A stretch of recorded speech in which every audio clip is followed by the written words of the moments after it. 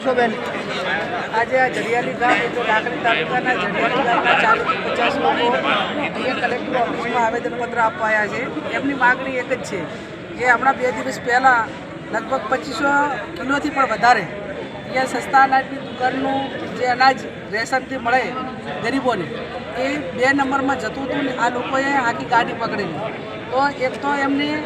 એમના ગામનું જે રેશન કાર્ડ પ્રમાણે જે પાલન હોય એ તમામને સ્ટોક મળે અને બીજા નંબરમાં જેણે આ ગુનો કર્યો છે એ ગુનેગારને પકડીને એની સામે કાર્યવાહી થાય. સસ્તા અનાજની દુકાનનો સંચાલક આની અંદર ઇન્વોલ્વ હોય તો એનો પરવાનો રદ થાય અને સંપૂર્ણ રીતે આ ગામના લોકોને ન્યાય મળે એવું આવેદનપત્ર આપ્યું છે. અમે પણ ભલામણ કરી છે અને સાથે સાથે એ પણ વાત કરી છે કે જ્યારે જડિયાલી ગામનું વિતરણ ચાલુ હોય ત્યારે જિલ્લાના કોઈપણ અધિકારીએ ત્યાં રૂબરૂ મુલાકાત લેવાની, જેથી કરીને એ